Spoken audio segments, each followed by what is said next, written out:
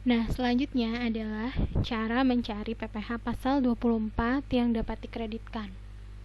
Untuk menghitung PPh pasal 24, itu ada 6 langkah. Yang pertama adalah mencari penghasilan kena pajak atau PKP. Yang kedua, mencari pajak penghasilan terutang. Yang ketiga, mencari pajak yang telah dibayar di luar negeri. Yang kelima, mencari maksimal kredit pajak yang diperbolehkan. Dan yang terakhir adalah mencari nilai pajak terutang yang masih harus dibayar. Masing-masing langkah ini akan saya jelaskan nanti pada saat simulasi soal. Selanjutnya adalah mengenai koreksi fiskal. Nah, dalam hal terjadi koreksi fiskal di luar negeri berupa koreksi yang menyebabkan penghasilan dan pajak atas penghasilan terutang di luar negeri lebih kecil dari yang dilaporkan dalam SPT, sehingga pajak di luar negeri lebih dibayar, maka koreksi fiskal di luar negeri tersebut akan mengakibatkan pajak penghasilan terutang di Indonesia juga menjadi lebih kecil. Nah, nilai kelebihan bayar pajak tersebut dapat dikembalikan kepada WP setelah diperhitungkan dengan utang pajak yang lain. Contohnya seperti ini. Misal PT ABC di Amerika melaporkan SPT 500 juta. Ternyata terdapat kesalahan, baik salah hitung maupun salah tulis, dan melakukan pembetulan. Harusnya lapor SPT-nya 400 juta. Berarti itu menjadi nilai lebih bayar. Jadi dia lapor 500 juta, ternyata yang benarnya adalah 400 juta, maka 100 jutanya adalah lebih bayar.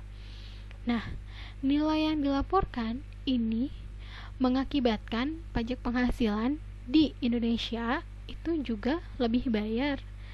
Nah, si nilai lebih kalau misalnya terjadi lebih bayar di perusahaan yang berkedudukan di Indonesia, maka pajak yang lebih bayarnya dapat dikembalikan dengan WP asalkan sudah diperhitungkan dengan pajak-pajak yang lainnya.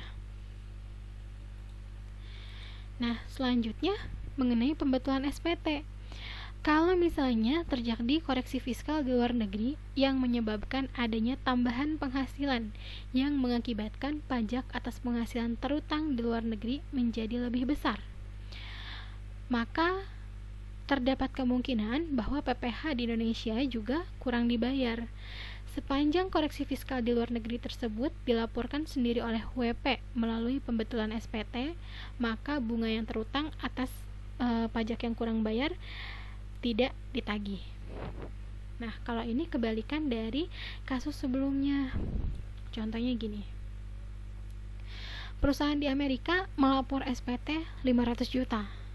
Ternyata seharusnya pajak yang dibayar itu adalah 700 juta. Otomatis dia melakukan pembetulan 700 juta dan muncul kurang bayar 200 juta. Kondisi ini, pajak penghasilan akan menimbulkan lebih besar dan berpotensi kurang bayar.